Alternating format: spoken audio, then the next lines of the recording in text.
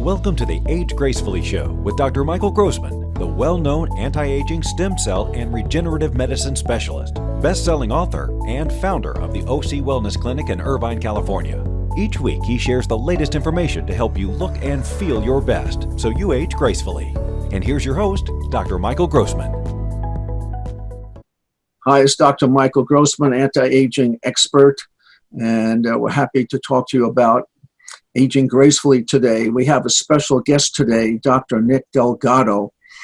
Dr. Nick is a specialist in anti-aging. He is a specialist in the vegan approach to eating healthy. He's a world strength endurance record holder, and he's written many books, and he's really quite well known in the area of reversing aging. One of his books is Simply Healthy Cookbook. My wife loves the cookbook. Nick, you hold up the cookbook. It's a great, great book on eating healthy through vegan eating. And he has another book, Growing Young and Slim, which he wrote a few years ago. Great book on eating healthy. And last time on the show, we talked about Mastering Love, Sex, and Intimacy, which is a book we highly recommend, and we encourage you to read that book. But today we're going to talk about nutrition and how nutrition affects our health. And we want to pick your brain and get your ideas because you have such great expertise in this area. And you consult with people on a regular basis. And often I have patients who come to see you because they want a full program of how to eat healthy and how to gain strength. And so why don't you tell us a little bit about what you do in that arena? Well, nearly 40 years ago, I was struggling with my own weight, had high blood pressure, and I couldn't quite get a hold of it except by fasting severely, going days on water fast. I was able to lose weight. There's a research doctor called Walter Longo, and he's at USC, and he's been talking about what he describes as the longevity diet, and he advises against water fasting. He talks about doing intermittent fasting, but not using that term, but eating between a 12-hour window from 8 in the morning till 8 o'clock at night. But he also talks about the longest lived cultures are eating principally plant-based proteins. And they've replicated this not only in animal studies, but looking at worldwide epidemiological studies. So it's really encouraging. And the difference, I think, is there are a whole group of plant-based doctors who are advocating not using oils in their cooking.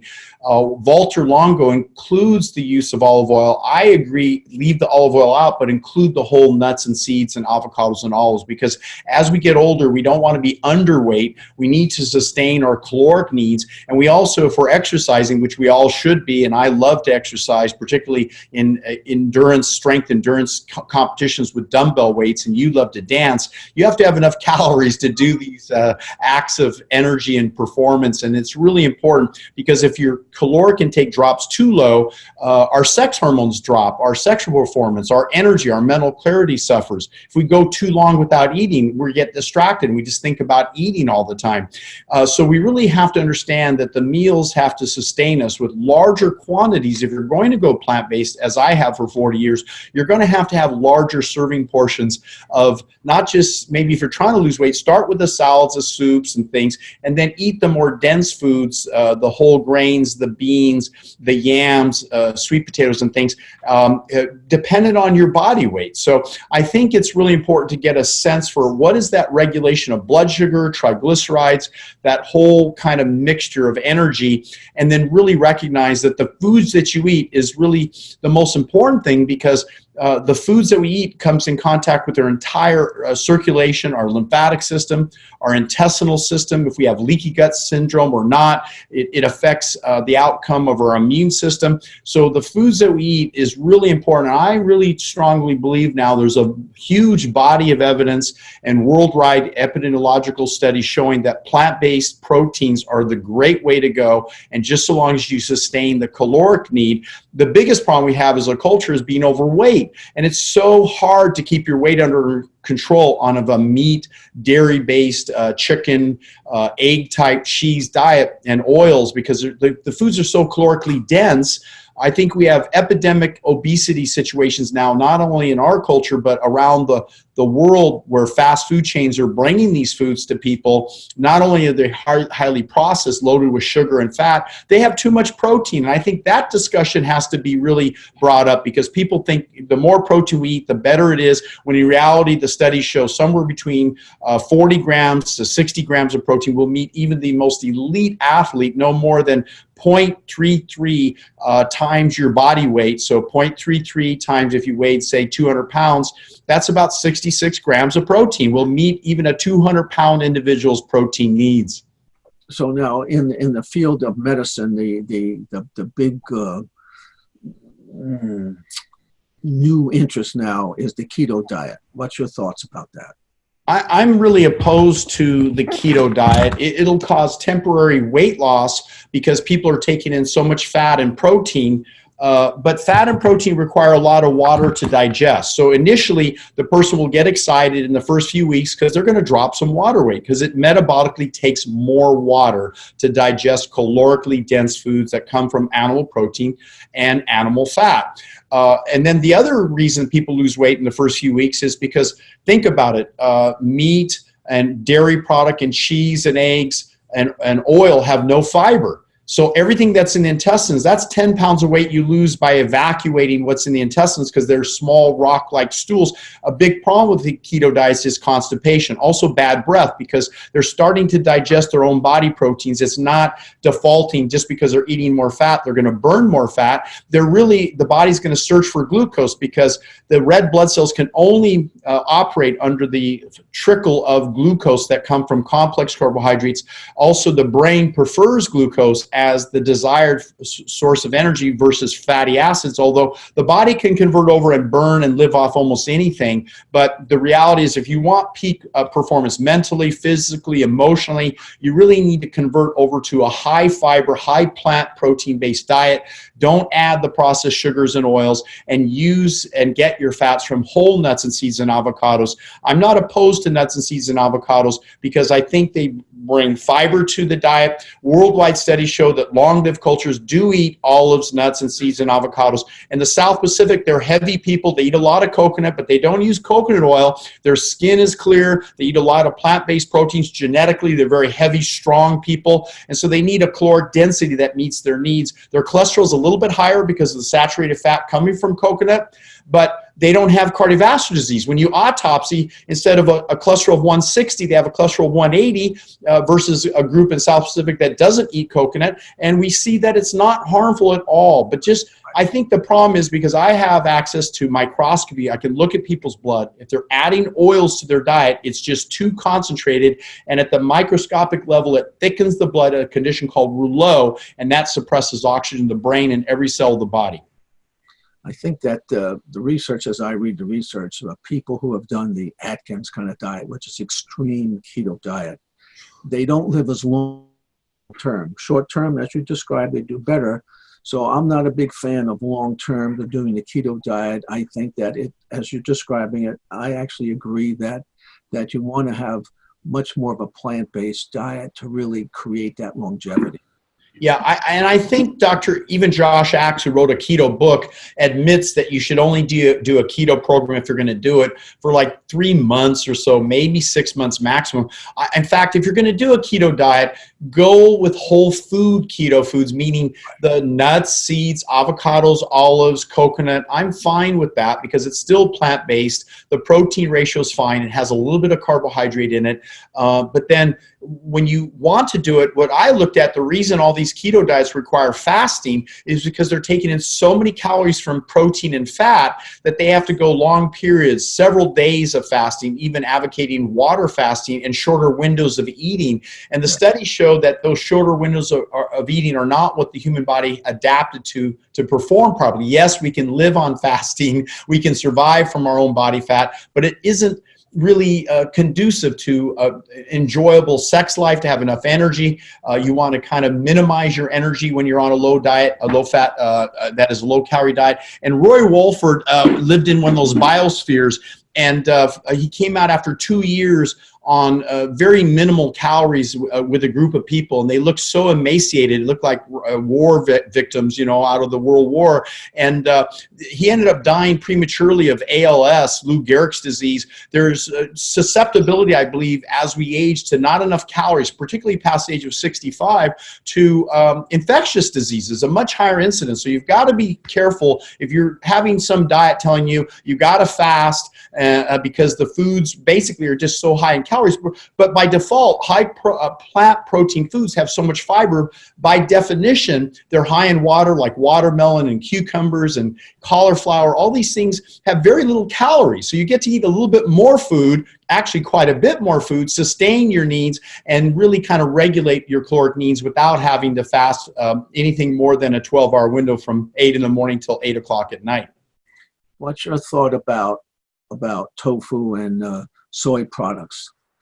I think the world literature studies show that if you get organic tofu that's non-GMO, it's a little hard to find. You can obtain it. It turns out that tofu, which is a phytoestrogen, tends to go to the similar estrogen receptor site. So since we're a society that has estrogen dominance, and a lot of that estrogen dominance comes from xenoestrogens, endocrine disruptors, plastics, they come from cosmetics, and not only that, pesticides, but they also come at an alarmingly high rate from meat, cheese, eggs, and dairy products because animals have estrous cycles. So those kind of estrogen overload leading to estrogen dominance and man boobs and overweight, actually a conversion over to soy products in reasonable quantities. I think, if you have a small plate with some tofu type dish and you have a little bit of soy milk, the only studies that showed excess estrogen levels from soy was people were drinking like a gallon of soy milk. So just don't overdo it. Right. Excellent. What's your thought about fasting? I was looking at some people who said, don't fast on water. Rather, you should fast on salt water because you tend to get salt deficient when you're fasting. And so I never have people fast on water. In any case, I usually will give them various nutritional supports to help their liver detoxify while they're fasting. What's your thought about fasting? Yeah, if you look at probably the premier facility that is medically monitored for fasting, because keep in mind, when people fast or they go on a water fast or a protein-only fast, there are clinically reports of death. I mean, you've got to be careful. Electrolyte imbalances, gallstones form on too prolonged fasting. I mean, a number of side effects. But True North, what they do is they do maybe a day or two under medical conditions monitoring to kind of break the addictions that people have to sugars and oils and fats and meats. And then they transition them over to plant-based as quick as they can.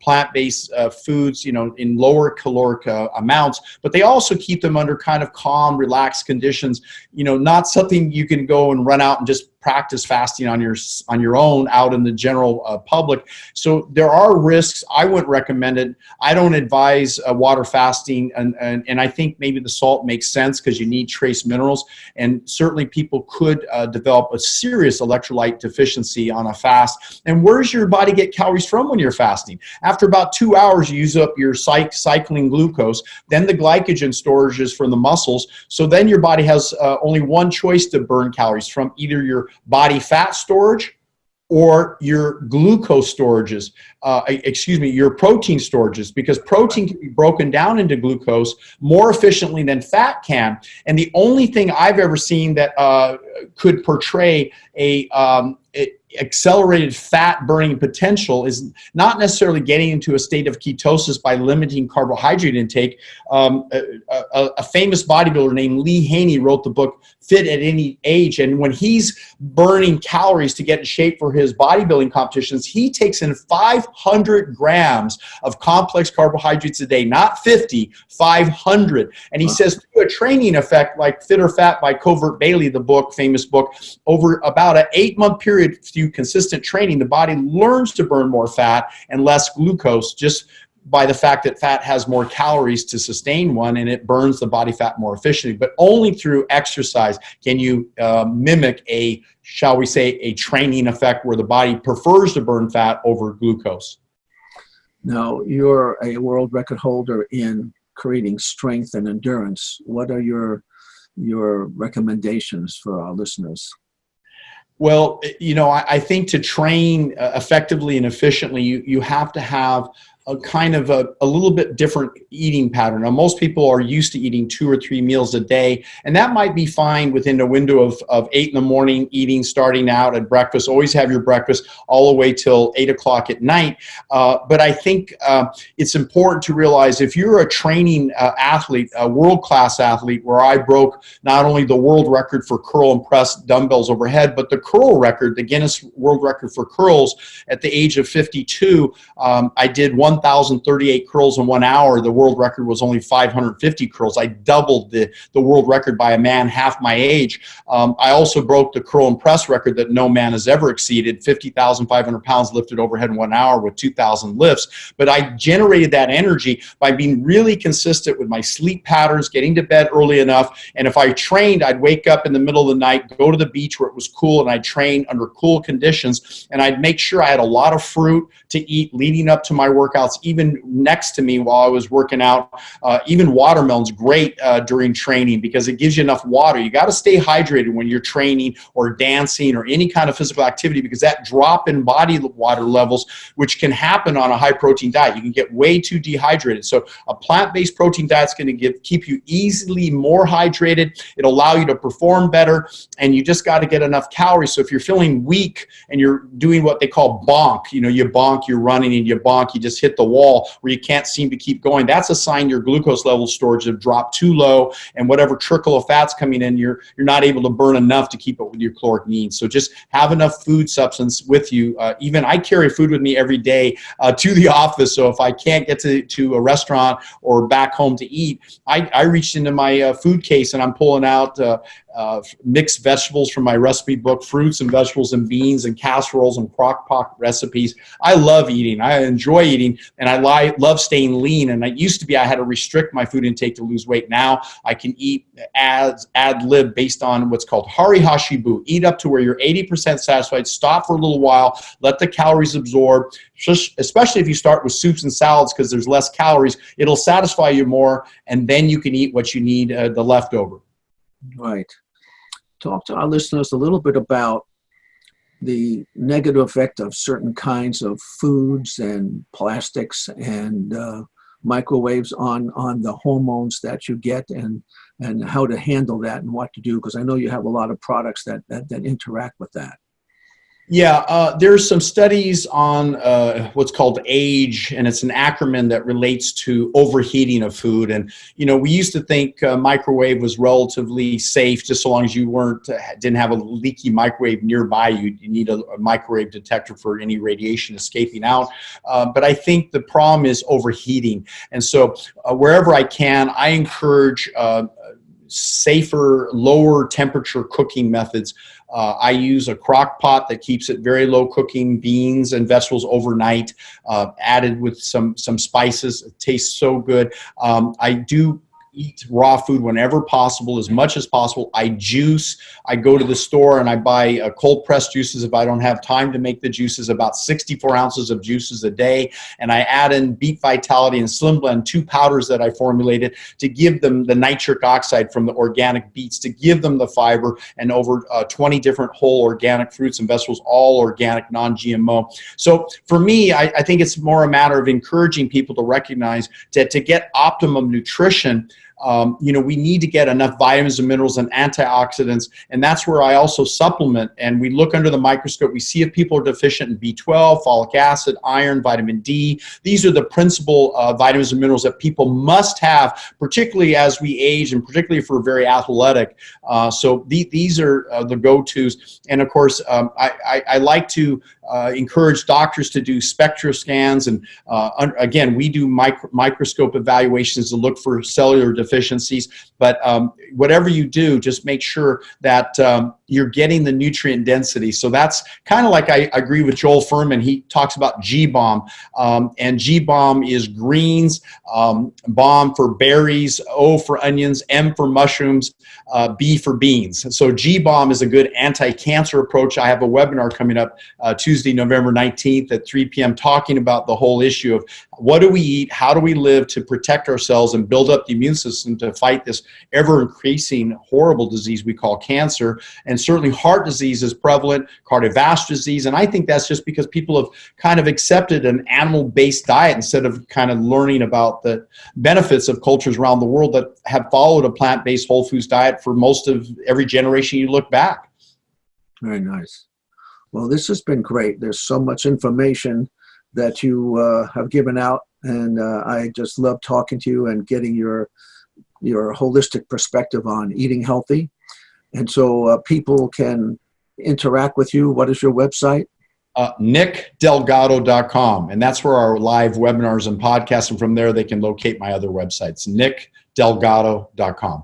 Well, excellent. Well, this has been great, Dr. Nick. It's such a pleasure to talk with you. And if anyone wants to get in touch with me, it's through ocwellness.com, and to interact with you all. And thanks all for being here. We look forward to speaking to you again in a week. Thank you so much, Dr. Nick. Thank you so much. Thank you for watching the Age Gracefully Show with Dr. Michael Grossman. Join us next week for another informative discussion to help you age gracefully. Be sure to visit us at ocwellness.com.